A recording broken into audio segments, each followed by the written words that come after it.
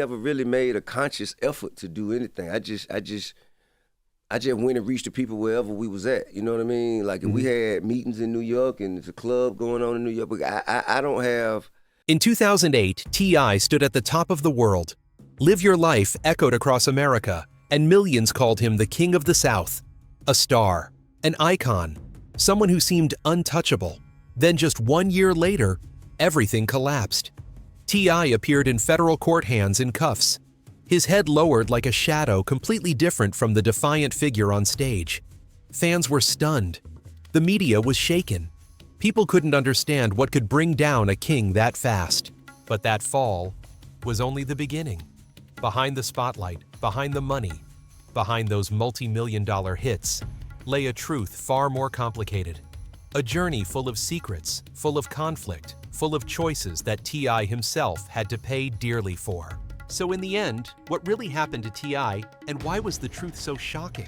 The rise of T.I. There are journeys that make people believe fate truly has a sense of irony.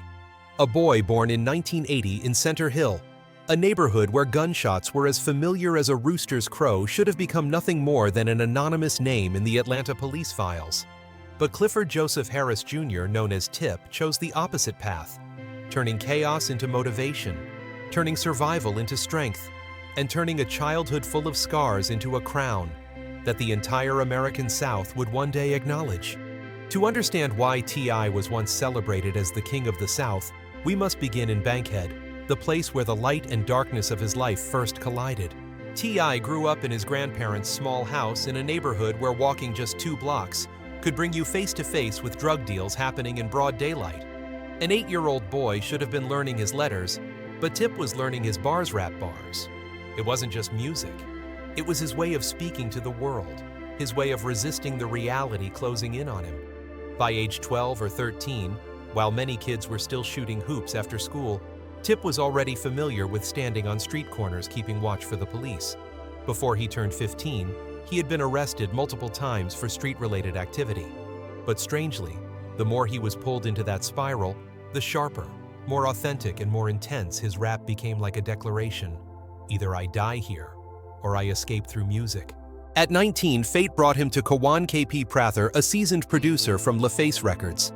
KP heard Tip rap and immediately recognized the spark in this skinny teenager.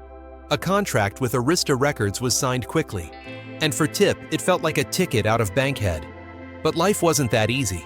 T.I.'s debut album, I'm Serious, 2001, despite featuring major names, failed miserably in the market. It didn't break into the top 10, didn't create a hit, didn't win over critics. Worse, just as he was taking his first steps, T.I. boldly proclaimed himself the King of the South, a statement that made many in the industry laugh and mock him. The young rapper was dismissed as a delusional dreamer, and only a year later, Arista dropped him entirely. At 21, T.I. tasted rock bottom earlier than most artists of his era. But that fall awakened the toughness that Bankhead had built inside him. If no one would give him a chance, he would create it himself. T.I. returned to Atlanta, founded Grand Hustle Records with his partner Jason Geter, and began doing what he did best, flooding the streets with mixtapes.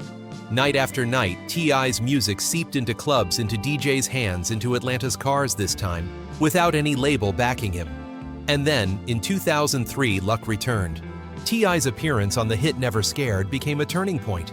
His sharp, gritty, knife-like delivery immediately drew attention. The second blow came with the release of Trap Music in August 2003, a bold announcement that T.I. wasn't just back, he was better than before. The album reached the top 5 of the Billboard 200, earned a gold certification, and more importantly, laid the foundation for what the world would later call trap music. Songs like 24's Be Easy and especially Rubber Band Man, ranked by MTV as one of the top 10 rap songs of 2003, propelled T.I.'s name to new heights. The man who had once been mocked was now the new voice of the South. But T.I. didn't stop. He released Urban Legend in 2004, scoring another hit with Bring 'Em Out, his first song to break into the top 10 of the Billboard Hot 100. T.I. was no longer an outsider. He had become the new face of Southern rap, fierce, honest, and sharp as the life he had survived. His once laughed-at claim of King of the South was beginning to sound justified. The true peak came in 2006. The album King exploded across the United States. 522,000 copies sold in its first week, debuting at #1 on the Billboard 200, a number commanding respect from any rapper. The hit What You Know became one of the most iconic songs of the 2000s, heard everywhere. T.I. also stepped into acting, starring in the film ATL, proving he could do more than just rap. The entertainment industry began viewing T.I. through a different lens. In 2007, he won his first Grammy with My Love, alongside Justin Timberlake. His career soared, money poured in. He was in demand, and major brands competed to work with him. Pharrell Williams, someone who rarely praised anyone, called him the Jay-Z of the South. It was the most powerful recognition for someone who had climbed from nothing. From a kid who had been arrested before age 15, T.I. rose to become one of the most influential rappers in America. A true star, a survivor, a fighter, a king. The crown of King of the South was no longer an empty boast. It was a reality the world had no choice but to acknowledge. But the cruel thing about the spotlight is this: the brighter it shines, the darker the shadow behind it. And at that very moment, when T.I. stood on top of the charts, when fame, money, and awards were all in his hands, the seeds of tragedy were quietly beginning to sprout. No one imagined that just a year later, the lights would go out so fast. No one imagined that a king could fall straight into the abyss. But T.I.'s life had never been a straight line. And the next chapter, as history would show, would be even more turbulent than the path he had already walked. When the king fell, when the spotlight was at its brightest, that was also when darkness began to fall over T.I.'s life. In 2006, right after the album King lifted him to the height of his career, tragedy struck. Philip Johnson, his assistant, and a friend as close as a brother, was shot dead after a show. That loss pierced straight into the heart of the King of the South, making the glamorous world around him suddenly feel fragile and full of danger. From that moment, T.I. lived with a constant sense of threat. It was this fear for his safety that led to the worst decision of his life: stockpiling guns for self-defense. On October 13, 2007, a second tragedy struck, this time from the law itself. Just hours before the BET Hip Hop Awards, T.I. was arrested in Atlanta for attempting to buy an illegal arsenal from an undercover agent. The news exploded across the media. The newly crowned rapper had become a federal offender with machine guns and silencers listed among the evidence. The image of the King of the South collapsed instantly. The crown fell, and his career stood at the edge of ruin. Facing a potential sentence of up to 10 years, T.I. chose to plead guilty and seek a chance at redemption. Through a plea deal, he received only 1 year and 1 day in prison, along with house arrest and thousands of hours of community service. Before entering prison, T.I. dedicated himself to public service, visiting schools, shelters, speaking to young people about the consequences of embracing violence and crime. His show T.I.'s Road to Redemption 2009 was born from that very journey of self-reflection and accountability. In those chaotic months, T.I.'s greatest pillars were his family and his faith. He married Tameka Tiny Cottle in 2010, a way to strengthen his foundation before serving his sentence. Though doubted by the public, T.I. never stopped believing he could rise again. Even from behind bars, he declared he was planning his comeback, that prison time would not stop him from rebuilding his life. It was the darkest yet most profound chapter, the moment when a legend had to confront himself to see whether faith alone was strong enough to keep him standing. Exile. When the heavy iron door slammed shut in May 2009, that cold echo felt like the beginning of the bleakest chapter in T.I.'s life. From a superstar dominating television, radio, and the charts, he had become a federal inmate serving time in Forest City, Arkansas. No spotlight, no cheering crowds, no microphone. Only a man confronting himself within 4 silent walls.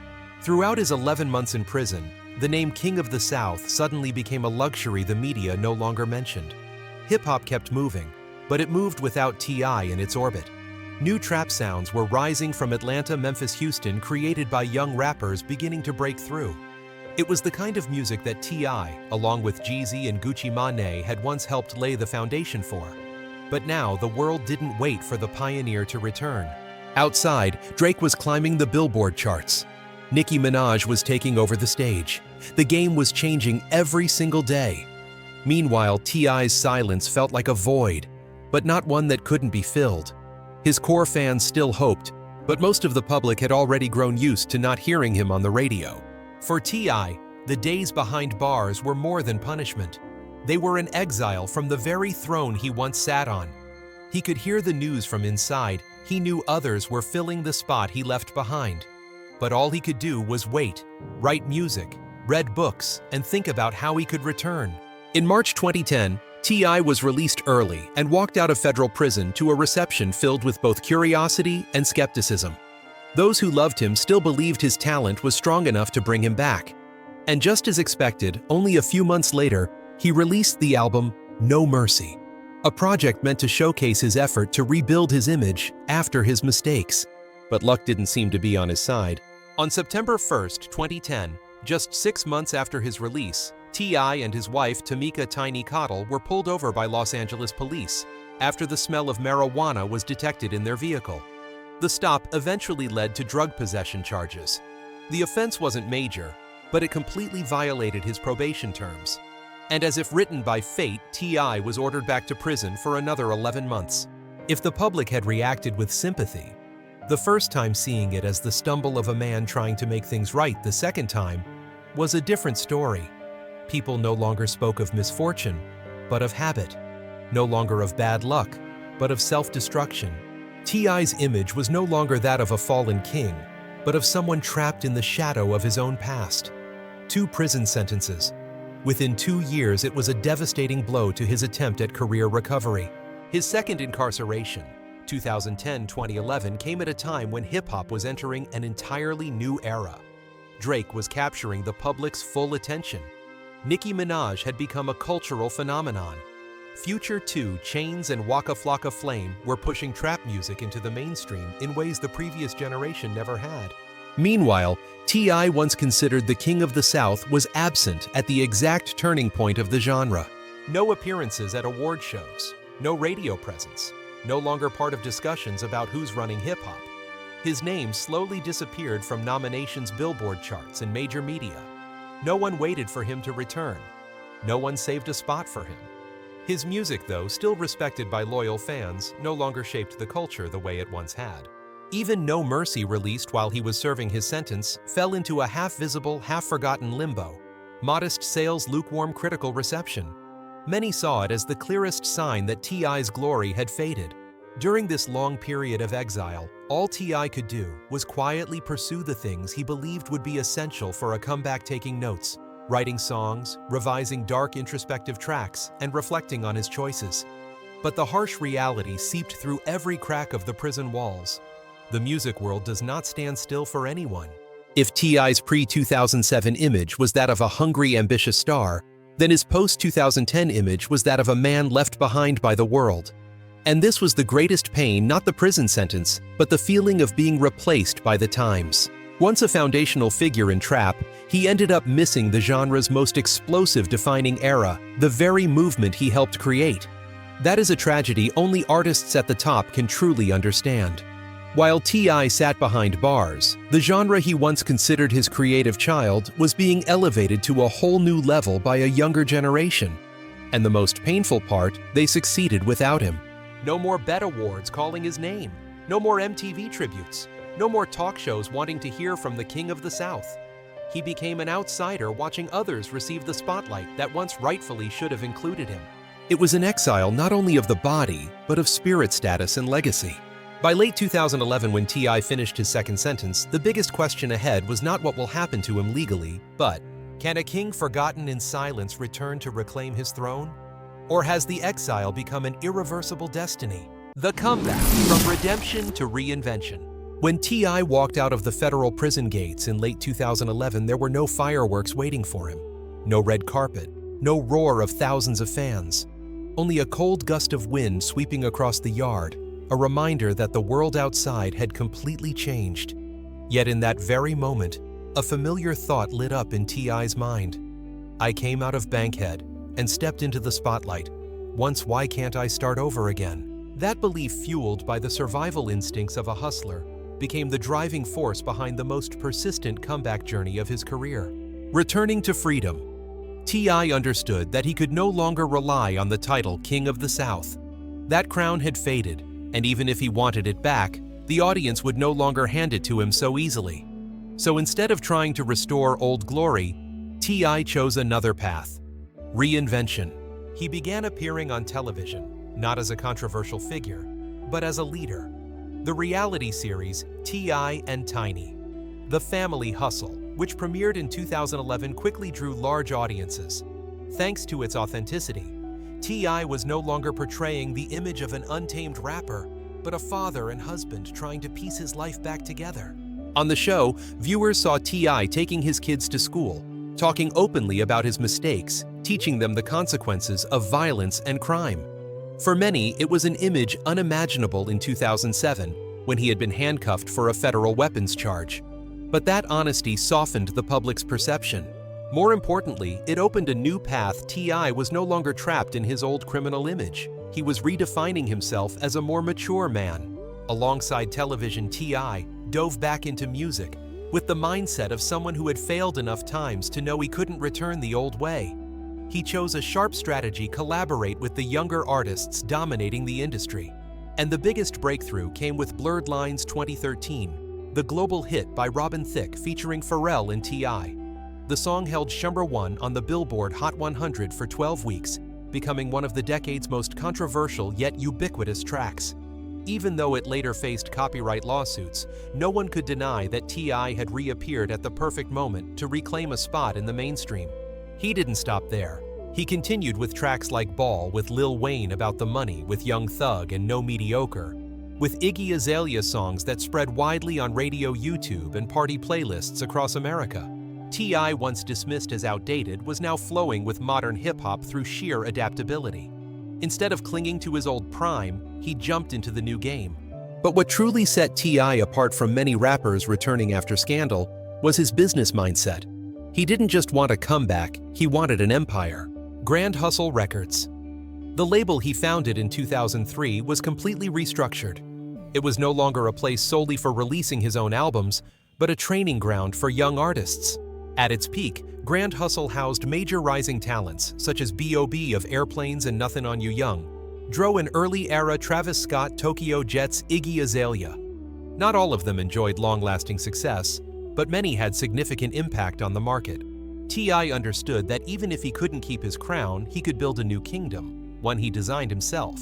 He launched an entertainment company, a TV production company, invested in real estate in Atlanta, ventured into tech restaurants, and even clean energy startups. Public estimates placed his net worth between $40 to $60 million, depending on the year, most of it not from albums, but from business. T.I., once considered a symbol of a superstar's downfall, had become a sharp businessman in ways few expected. After surviving the peak of his legal scandals and 2 prison sentences, T.I.'s music changed noticeably. No longer just tracks about bravado money or street life. Albums like Paperwork 2014, Us, or Else 2016, and Dime Trap 2018 carried tones of reflection, weight, and political and social consciousness unlike his trap music era. As America faced waves of police brutality, Black Lives Matter protests, and rising racial tension, T.I. became one of the most outspoken rappers through his music and public speeches.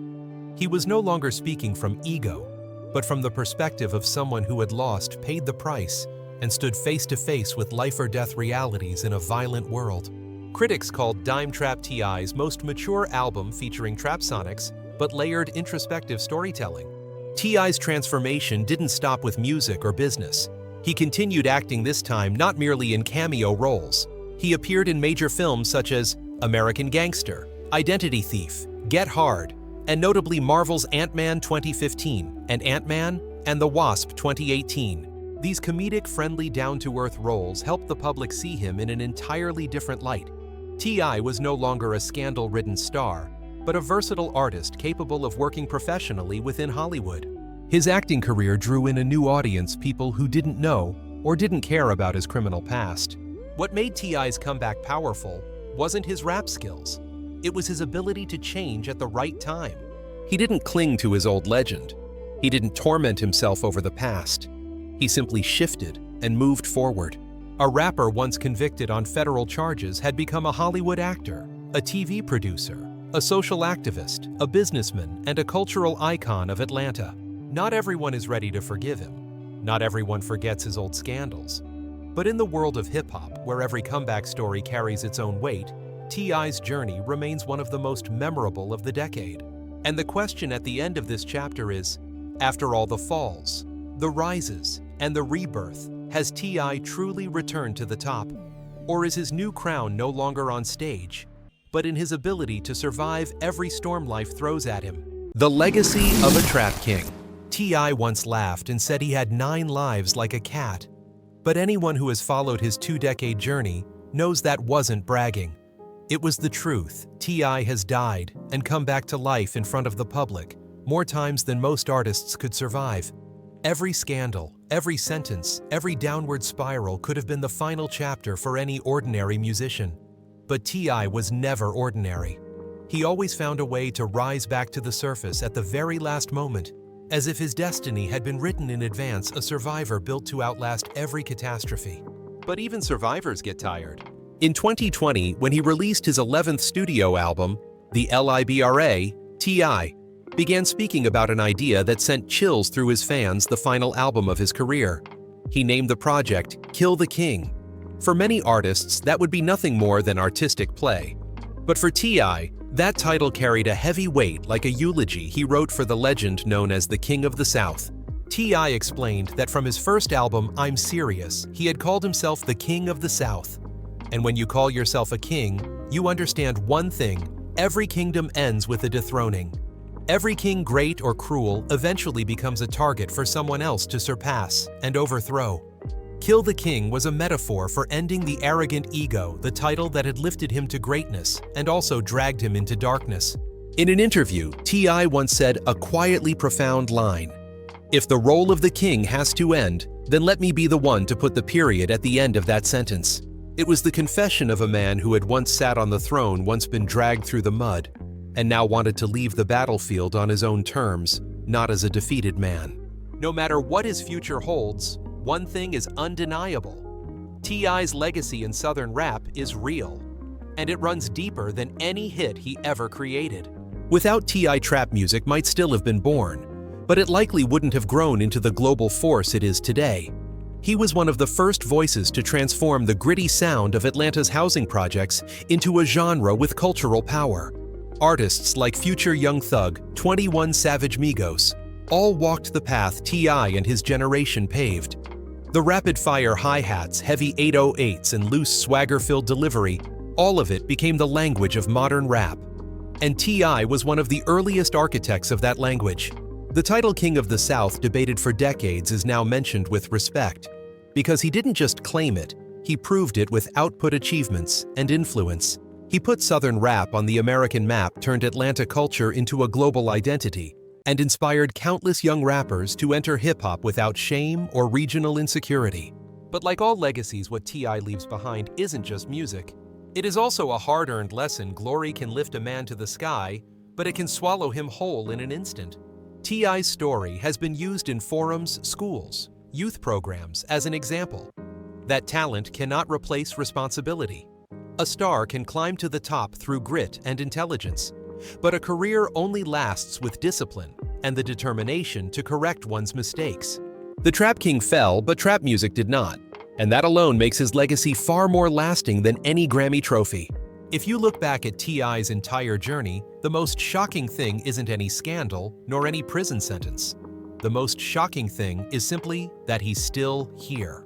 From a bankhead kid selling drugs to survive, to a superstar holding millions of dollars and the reverence of the entire South. From a shining king at the BET Awards to a handcuffed inmate photographed by international media. From 2 prison terms to multiple reinventions, T.I.'s career has been like a rubber band stretched to the point of snapping. And when it bounced back, it flew in a direction no one expected. Fans once imagined he would return as a victorious king. But the truth is he didn't. T.I. returned as a human being, flawed, wounded, burdened, but still moving forward with resilience. And that is more powerful and more real than any glamorous comeback. In his 40s, T.I. no longer sits atop the charts, but he stands firm in other roles: father, husband, businessman, social activist. The man once monitored by federal agents now spends his time helping Atlanta communities through education campaigns, youth support programs, neighborhood redevelopment projects. He is no longer at the center of hip-hop, but he is firmly at the center of his own life. So, what really happened to T.I.? What truly happened to the King of the South? There is no conspiracy, no shocking hidden secret, only a raw sequence of truth-glory mistakes, punishment, redemption, rebirth. Hip-hop has moved on without him.